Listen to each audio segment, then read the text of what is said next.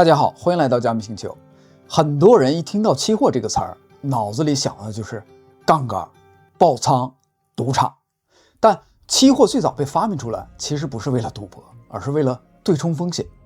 今天的这期呢，我们不先讲术语，我们先讲两个人，一个是农民，一个是面包师。先说说这个农民。每年的春天，农民把种子撒进地里边，然后呢，开始漫长的等待，雨水、阳光，最后等收成，完全是靠天吃饭。半年以后，小麦终于收上来了，他把粮食呢拉到市场里边去卖。但问题是，他在种小麦的时候，根本就不知道半年以后的价格会是多少。也许今年风调雨顺，大丰收，按理说呢，农民应该很高兴，但也有可能供过于求，小麦价格暴跌，农民呢辛辛苦苦花了大半年的时间，最后卖的钱可能连自己的成本都不够。也许呢，今年的天气不好，小麦欠收，但是价格反而是上涨了，但他手里边没有足够的粮食，涨价也帮不了他太多。所以农民真正担心的不是说种地有多辛苦，而是价格的不确定性。第二个人呢是面包师，他每天都要用小麦来做面包。他的生意呢依赖稳定的原料供应，可小麦的价格一年四季都在波动，收成好的时候小麦便宜，他赚钱，可一旦遇到干旱减产，小麦暴涨，他呢要么亏本卖面包，要么只能涨价，甚至关门歇业。所以面包师担心的和农民担心的其实是同一件事，价格的不确定性。两个人两种恐惧，但方向呢刚好相反。农民怕价格太低，面包师怕价格太高。那么有没有一种办法让他们在小麦收成之前就先把未来的价格给它谈好，把各自最怕的风险先给它锁住？有的。这个办法呢就是期货。今天的这期呢，我会把期货从头讲清楚，它从哪里来，它最初解决了什么问题，它和期权到底有什么本质性的区别，以及它为什么既能帮别人规避风险，也能够让人一夜爆仓。我们回到农民和面包师的故事。春天呢，农民刚刚播完种，他坐下来算了一笔账，种子、农具、化肥、人工，算下来呢，每吨小麦的成本大概是150块钱。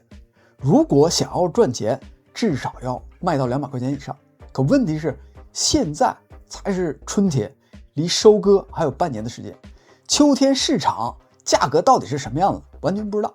面包师那边呢，也有同样的烦恼。他去年签了一批长期的供货的合同，承诺客户要按照固定的价格来供应面包，这个就意味着他的原料的成本不能够乱涨价。按照他的测算呢，他能够承受的小麦的价格上限大概是每吨250块钱。如果秋天小麦要是涨到了300块钱，那他就要亏钱了。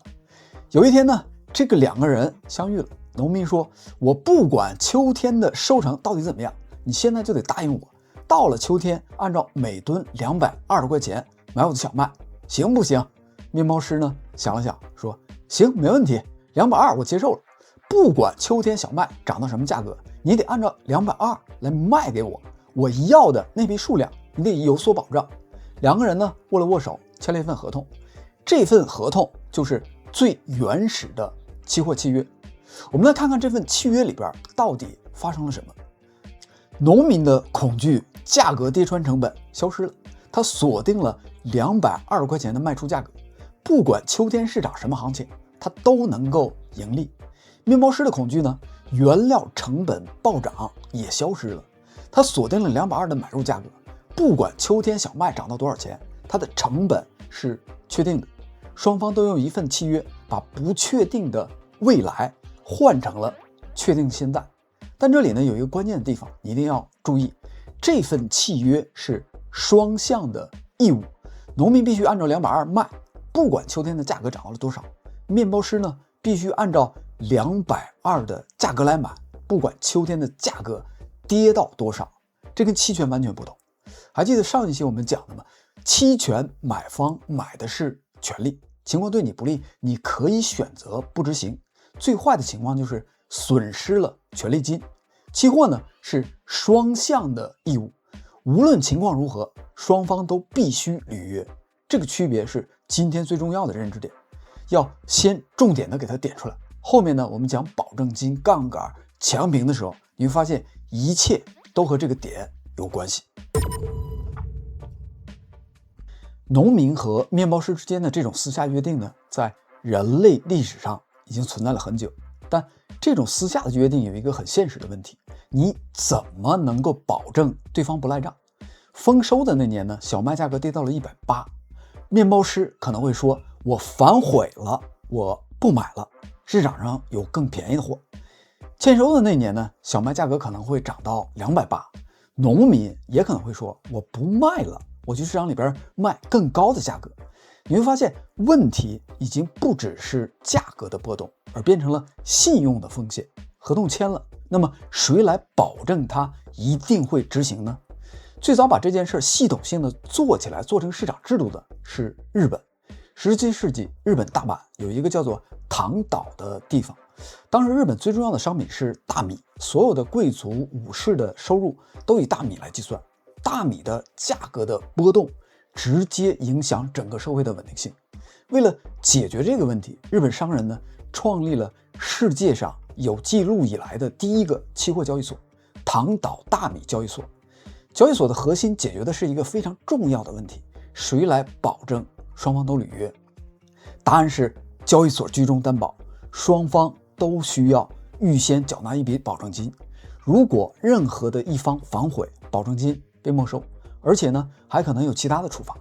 这笔保证金就是期货这个工具里边最危险也最重要的机制，后面呢会专门来讲到的。因为很多人真正去爆仓，不是输在看错了方向，而是输在不理解保证金。我们把时间快进到19世纪，美国芝加哥。芝加哥是当时美国农业的核心枢纽，连接着整个中西部的粮食产区和东海岸的消费市场。农民、贸易商、加工厂每天都要对冲价格风险，每天都需要提前来锁定交易。于是呢，1848年芝加哥期货交易所 CBOT 成立了。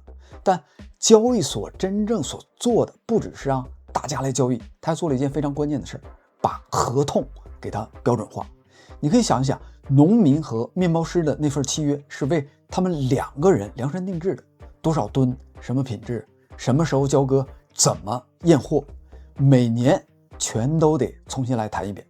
可一旦进入了交易所，这些就不再是每次重新谈，而是直接被写成了统一的规则。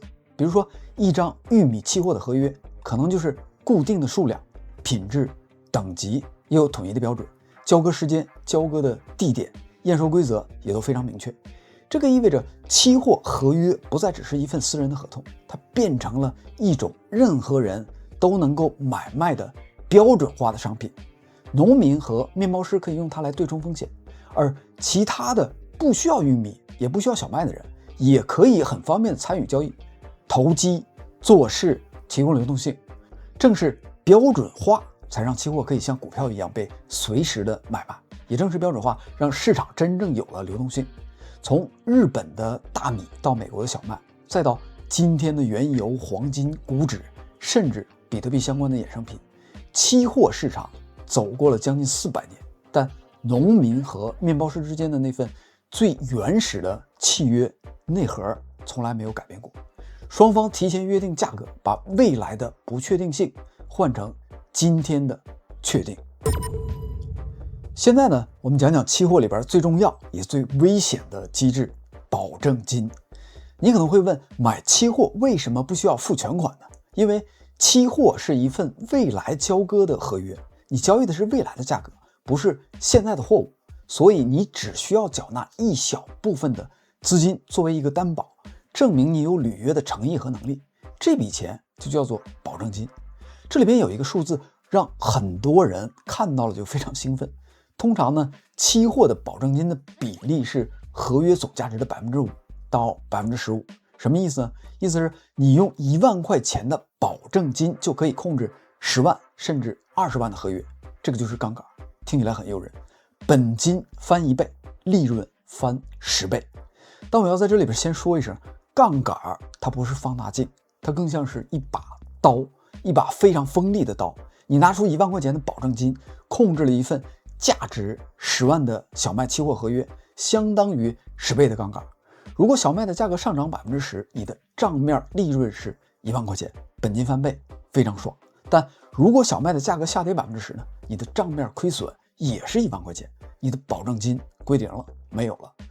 更糟糕的是，当你的保证金亏损到一定比例的时候，交易所会发出一个通知，追加保证金的通知 margin call， 你必须在规定的时间内补充保证金，否则交易所会干一件事，强制平仓你的仓位，不管那个时间点价格是多少，不问你的任何意见，直接强制平仓。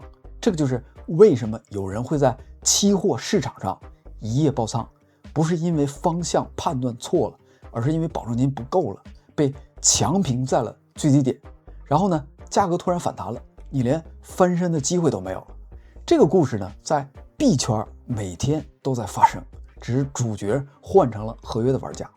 比特币的合约本质上就是加密版的期货，同样的保证金机制，同样的杠杆，同样的强平逻辑，只是币圈的波动率比传统的期货市场要高得多得多。农产品的日波动可能是1%到2%，比特币呢是10%，是农产品波动率的5倍以上。极端的行情，比特币可以达到20%以上。同样的杠杆倍数，币圈被强平的速度比传统的市场要快得多得多。举一个血淋淋的例子，2021年的那波行情，比特币从接近6万美元的高位一路闪崩到了3万，无数开了10到20倍杠杆的多单玩家，账户从几十万上百万直接1秒钟变为0。如果没有保险基金加上 ADL 这样的机制来兜底的话，这种情况本来是会穿仓的，不仅赔光本金，还要倒欠交易所的钱。更残酷的是，就算你看对了大方向，也有可能在中途的极端的波动里边被强制扫地出局。比如说2025年的10月11号那波，眼睁睁的看着行情后来涨了回去，却再没有你的份儿了。高杠杆这把刀就是一把非常快的刀，一刀见血。所以呢，听到这儿你应该懂了，为什么那些大的加密交易所那么热衷于推广合约，他们想要的是你的保证金。现在呢，我们把期货和期权给它放到一块儿，做一个最直接的对比，因为很多人有的时候会把这两个东西经常搞混，觉得他们都差不多，但他们的本质有一个根本性的区别。还是用农民和面包师的那个故事，如果他们用的是期货，两个人签了一份双向的义务的合同，秋天必须按照220成交。秋天来了，小麦价格涨到了300块钱，农民很后悔，我本来可以卖300块钱的，但他必须履约，只能卖200块钱。面包师很开心，我提前锁定了220的价格，省了一大笔钱，因为这是双向的义务，强制执行，没有任何的选择。如果他们用的是期权呢，面包师付了一笔权利金给到农民，买了一个权利。秋天我可以选择按照220买你的小麦，秋天来了，小麦的价格同样的涨到了300块钱，面包师行使权利，按照220买入，省了80块钱。如果秋天小麦的价格跌到了150，面包师可以直接去市场买更便宜的，放弃那份期权，最多损失当初付的权利金，有选择可以放弃单项权利。用一句话总结这个区别，就是期货就像是签了一份结婚协议，而且没有离婚这个选项，无论未来发生什么，你必须一起走下去。期权呢，就像相亲一样，见过面，吃过饭，觉得不合适，你可以选择不玩了，不继续了。这个区别呢，在极端的行情里边决定了两种完全不同的命运。2026年的2月5号，比特币暴跌的那天，买了 put 期权的人，现货亏了，但 put 涨了，可以随时把 put 卖掉对冲损失。最坏的情况呢，就是权利金损失没有了。开了合约的人呢，方向错了，保证金被消耗掉。收到追加保证金的通知，如果没钱追加，或者在半夜的时候来不及追加，强平出局。同一场暴跌，两种工具，两种结局。不是说期权一定比期货好，期权的代价是你要先付权利金，没发生就当买保险白交了。期货呢有期货的用途，如果你需要真正的锁定价格，需要双向的约束来保证交易必然发生，期货是最直接的工具。航空公司锁定燃油的成本用期货，粮食进出口商锁定价格也用期货，大型机构对冲持仓的风险还是期货。它的双向的义务在这些场景里面恰恰就是优点而不是缺点。工具呢它没有好坏，只有用对和用错。我想用一个问题来结束今天这一期。秋天来了，农民按照合约把小麦以220块钱的价格交给了面包师，面包师呢付了款，拿到了小麦回去做面包，两个人都松了一口气儿。不管那个秋天小麦的市场价格是180还是280、380，他们都知道自己在春天的那个选择是对的，因为他们选择的不是说最优的价格，他们选择的是确定性。农民不是在赌小麦会涨，面包师呢也不是在赌小麦会跌，他们是在用一份契约把不可预测的未来换成可以计划的现在。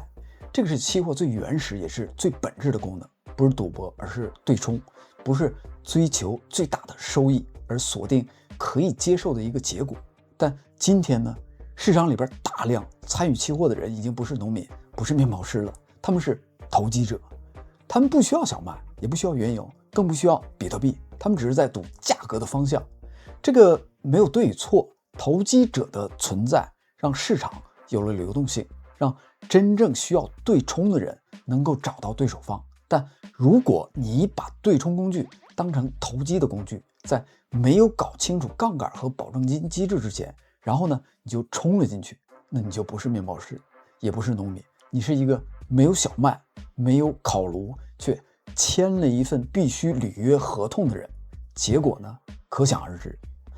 好的，今天的这期呢，我们从一个农民和一个面包师的故事出发，讲到了日本唐岛的大米交易所，讲到了芝加哥期货交易所，讲到了保证金和杠杆的本质，最后呢到了期货和期权最核心的区别。